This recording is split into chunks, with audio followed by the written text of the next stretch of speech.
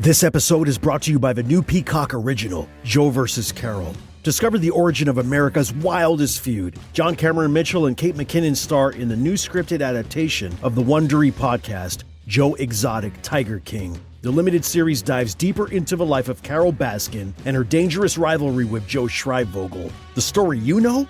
It's only half the tale.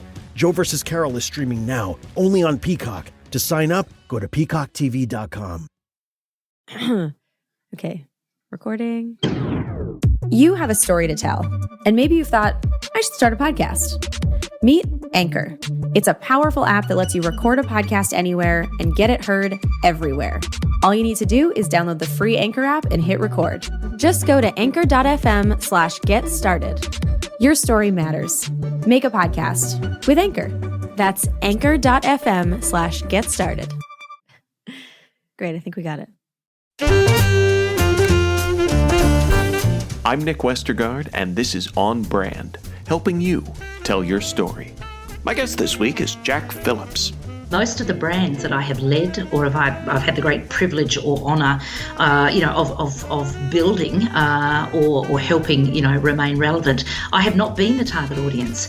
So understanding that right from the get-go and recognising that your opinion, whilst it might be interesting, may not be relevant. And relevance is everything. If you're not entertaining and engaging from a cultural standpoint, your brand will not be sustained. Jac Phillips hasn't met a microphone she didn't like.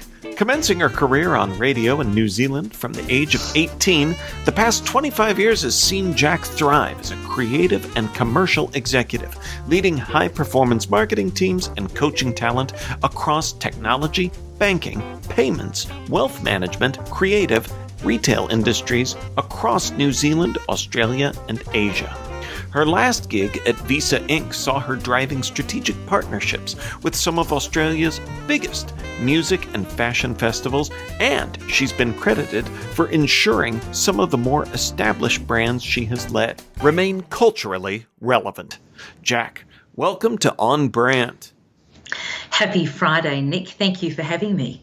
If people can't tell already from the bio and your accent, you are in fact talking to us from Melbourne, and I am wishing that as we're recording this, it was Friday, but alas, it's the lame end of that, which is the end of a Thursday, and as I noted, it feels every bit an end of a Thursday. So I will take your Friday vibes. Take it and own it. So speaking of vibes, I love that you noted in your bio through the various stops in your career, you talk about brands remaining culturally relevant. And that, I alone just ask my kids. I would take some of that cultural relevance if you're giving it away. But how does one go about doing that? It seems like it's something that many want, but not an easy item to check off the list.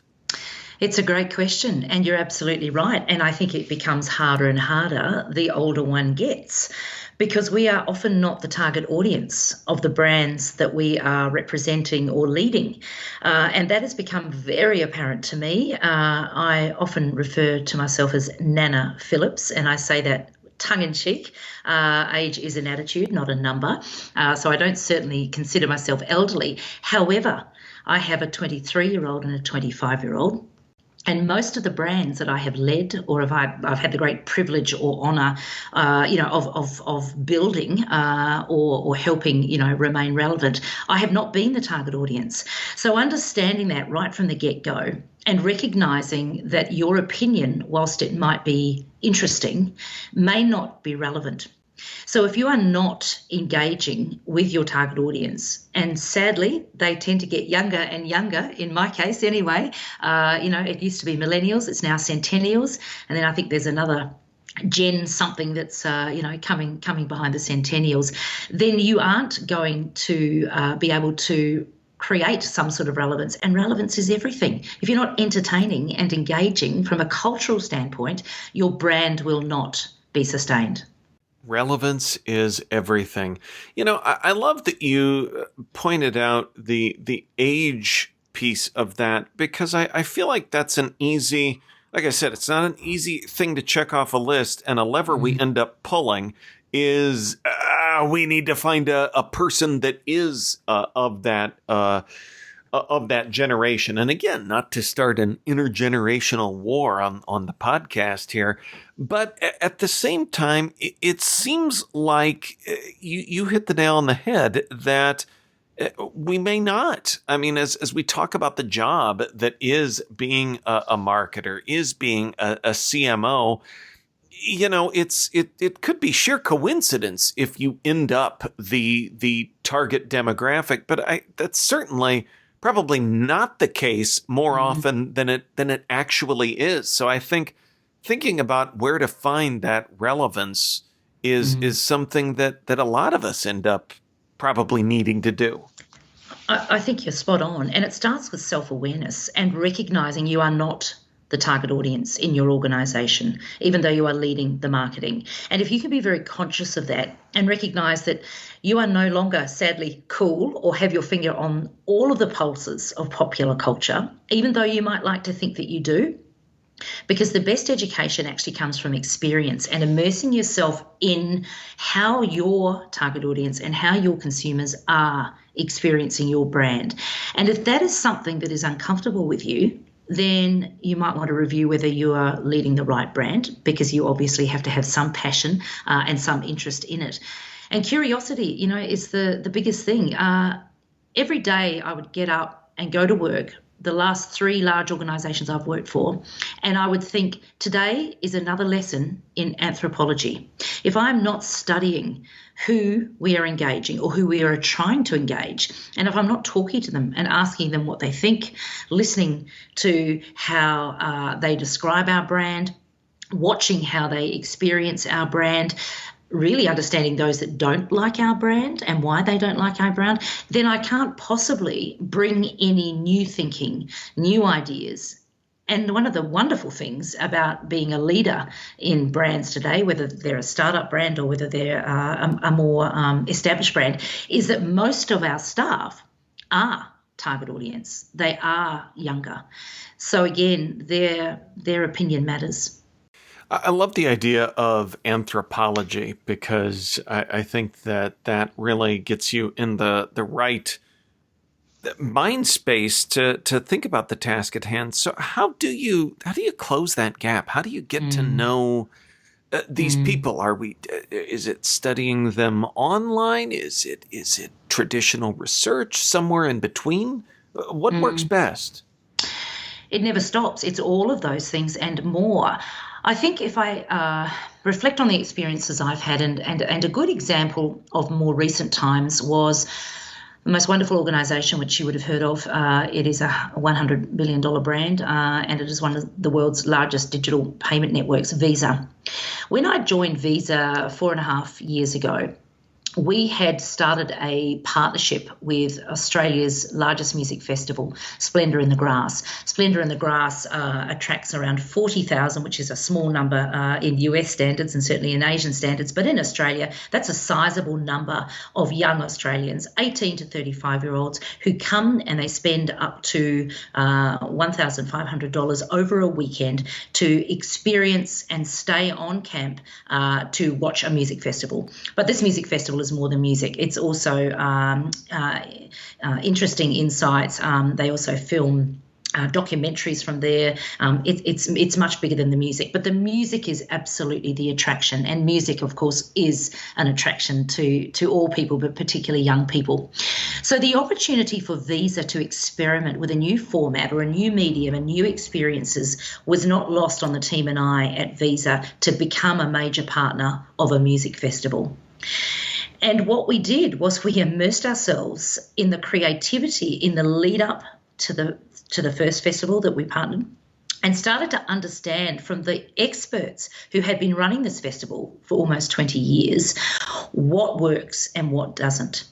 And the beautiful thing about Splendour in the Grass and the two founders and the team that is behind Splendour in the Grass is they are very discerning about who is let in as a collaborator on their very important and very successful brand. If you are just trying to sell the kids' stuff at Splendour, you won't get in the door. You need to be adding value and ultimately enhancing the festival experience for 18 to 35-year-olds. So what that does, it forces you to think very differently about how your brand shows up and what it should be doing, what it should be saying, your tone of voice, and also what you should be giving, not taking. We're all there for the culture and nurture, and that is what we were told right from the start. And so that reframes a lot of the thinking, and it makes you start to realise 18 to 35-year-olds are a very complex segment. They're a segment of one, of course. None of them are the same, but they share themes. So how does your brand understand them better? By immersing yourself in one of their most favourite pastimes, because, boy, you'll get a lot from that experience. On Brand will be right back after this. From Disney and Pixar. Our ancestors had a mystical connection with red pandas. Any strong emotion will release the panda. I'm a gross red monster! Streaming Friday only on Disney+. My whole life I've been perfect little May. But maybe I like this new me. Look at you! You're such a rebel now! Yeah. Fight the power! Disney and Pixar's Turning Red. Rated PG. Parental guidance suggested. Original movie streaming Friday only on Disney+. Now, back to the show. So I think that's fascinating, what you noted with Visa and Splendour in the Grass. And I think the other side of that that's really interesting is the point of view of Splendour in the Grass as a brand, and coming up with standards of what, who you will partner with. So what kind of criteria might a brand consider from, I guess, both sides of a partnership like that? Look, it was easy for us. They made it very clear that it had to be creativity and it had to enhance the festival experience. So this was a live festival experience. And so while your customers may know about your brand today through general awareness, their practical experience of your brand is probably shaped by the channel that you deliver it to them. So if you shake up that channel a bit and allow your brand to show up in an unconventional way via a unique channel or property that they're not expecting, you're going to actually help not only enhance your brand, but potentially become relevant to new customers. With Splendour in the Grass and the team there, it had to enhance the festival experience. They were very clear what their purpose was, and that was to put on a music festival that was safe, that was engaging, that was creative, and that absolutely ensured that local music artists, as well as some international artists, got access to the people that they needed most, and that was the consumers 18 to 35 who consumed their music. And it had to be done in a really positive and, I guess, empowering way.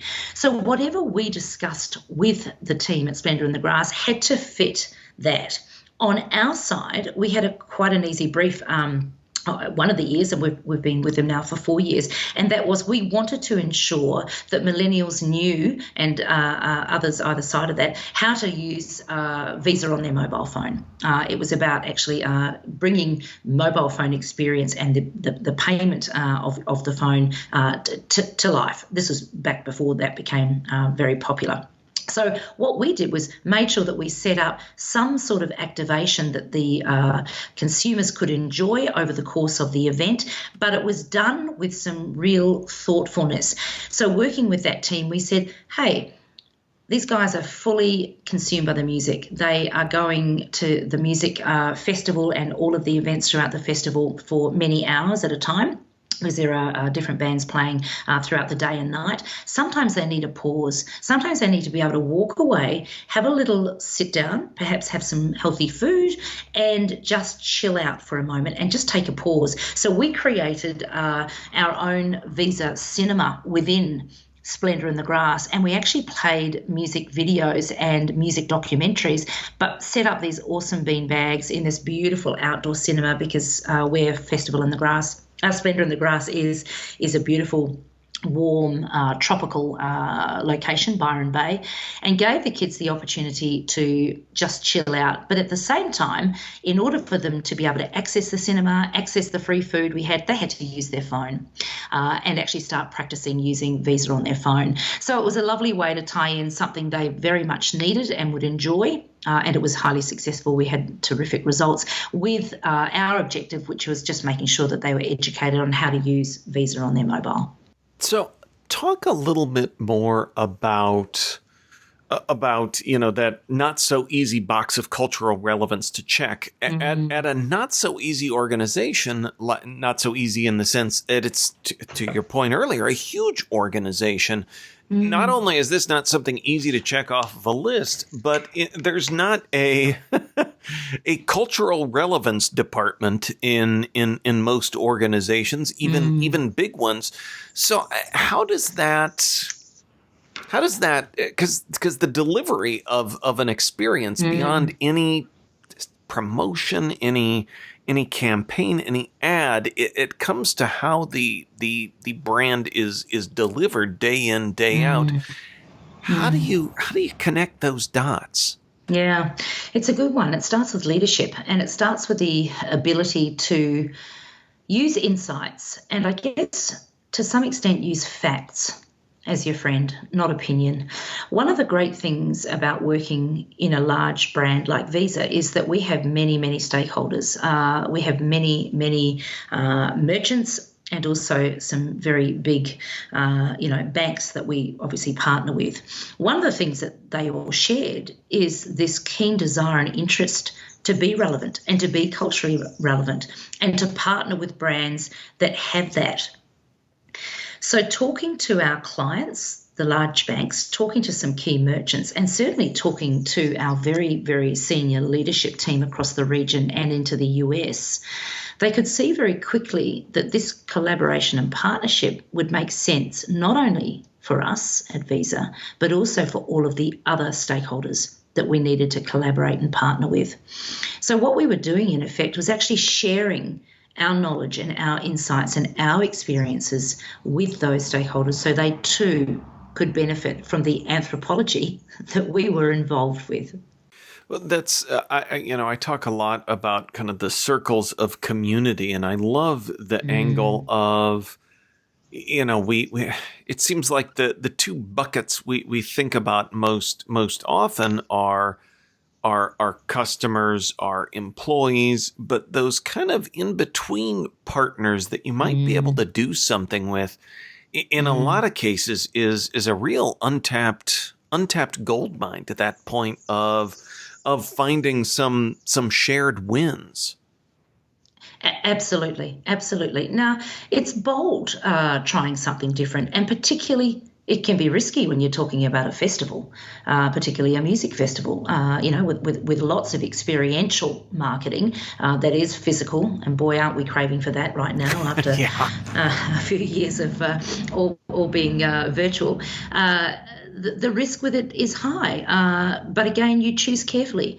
You have very meaningful and I think deep conversations with the organisers. You understand the collaboration benefits across all stakeholders.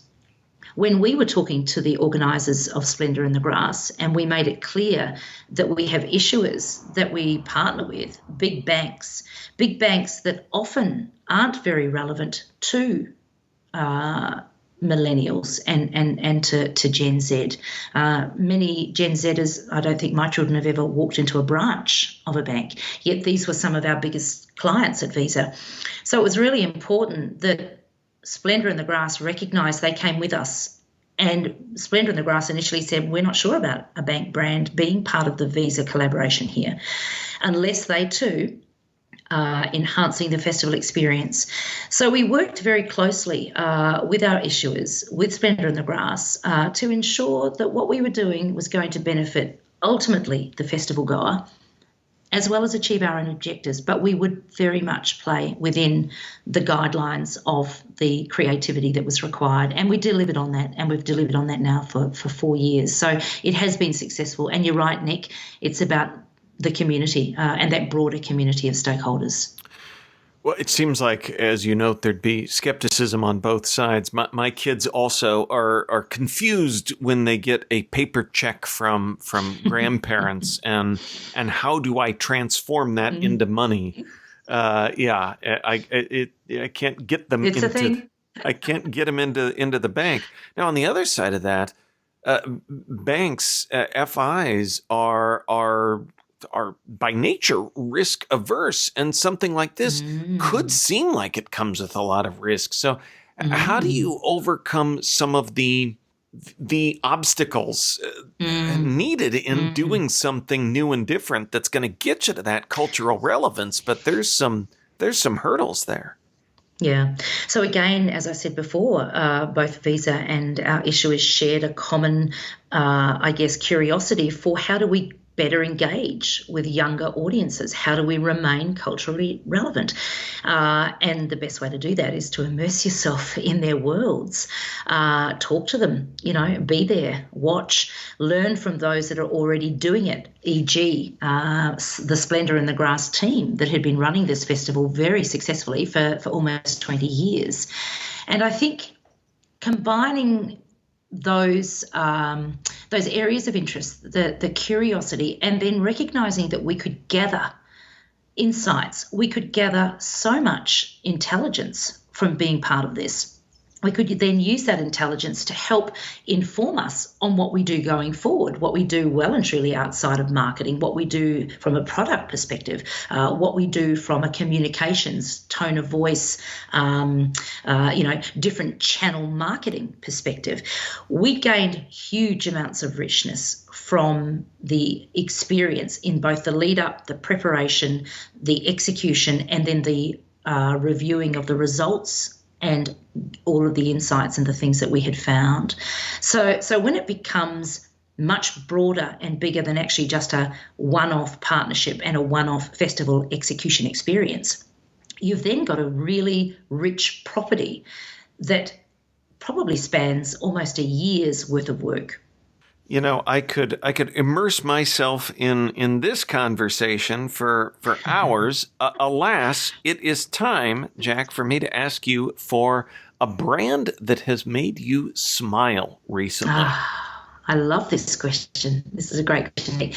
There are actually two. I'm going to start with a new brand called Juice Lab, which is an Australian new generation of plant-based wellness products that has a lot of fun. It has a lot of fun with its creativity and how it looks, but more importantly, it has a real purpose. So it has a commitment to using only all natural plant-based ingredients. And I'm sure the US is similar to Australia at the moment. Plant-based diets are becoming such a thing. Yeah. The functional benefits to, consumers around plant-based is really very special. But what Juice Lab are doing is they're taking a science-based approach. And unlike a lot of new age wellness brands that are being a bit seduced by fads, Juice Lab is actually holding true to what the science says. And again, if you are targeting audiences that care about their health and their well-being, they will expect you to have knowledge on that, and they will expect you to show up with the science, but also be culturally relevant, have some fun with it. So Juice Lab is one of my favourite at the moment, but there is a second, and this brand is a person. I'm not sure if you're a tennis fan or not, Nick, but we've just had the Australian Open here in Melbourne, Australia. And Ashley Barty is a 25-year-old Indigenous Australian who has just become the world #1 women's singles player. And she's become Australia's first Australian Open champion in 44 years. So traditionally, the last certainly 44 years, it's always been an international person who has won the Australian Open. This year it was a 25-year-old Indigenous Australian. What makes Ash Barty different not that only is she this awesome tennis player, she is the most humble, the most vulnerable and amazing brand for Australia, and everybody is so very proud of her. And I think her father sums it up beautifully. He said in an interview just after she'd won the Australian Open, he said, yeah, we're really proud that she's played so well, but we actually don't measure her on that. We measure her on how she behaves. And I just thought, boy, what a brand to be proud of, Ash Barty. But this is deeper than just her winning and her achievement. The success is actually in who she is, the sort of person she is, and what a great role model for young people coming through. So she's made me smile a lot. That's great. What a neat story, and as a parent too. That's what you certainly hope for in the end as well. Jac, where can folks go to learn more about who you are and what you do? Thank you, Nick. JacPhillips.com. So that's pretty simple, isn't it? JAC Phillips with 2 L's.com. I've just finished a 25-year corporate career leading marketing. Unlocking the potential of brands and people is what I get huge joy and meaning from. And so I now have a portfolio career. So I'm an executive and leadership coach to a range of different rock stars, as I call them, wonderful young and also senior leaders coming through. As well as I've just got my first listed board in Australia, and I also do marketing advisory. So you can find me at jacphillips.com. Awesome. Well, I'm glad you spelled that out because I was about to do the same thing as well for those listening. But regardless, we'll link up to that in our show notes at onbrandpodcast.com. Jac, thanks for being on brand with us. Thanks, Nick. And if you like what you're hearing, if we've made you smile, remember to subscribe to the show via Apple Podcasts, Spotify, or wherever you like to listen. And please take a moment and rate and review the podcast to help others find the show. Until next week, I'm Nick Westergaard, and I'll see you on the internet.